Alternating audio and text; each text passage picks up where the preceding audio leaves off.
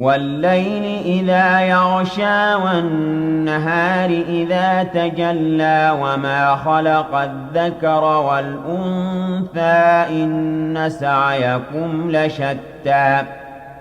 فَأَمَّا مَنْ أَعْطَىٰ وَاتَّقَىٰ وَصَدَّقَ بِالْحُسْنَىٰ فَسَنُيَسِّرُهُ لِلْيُسْرَىٰ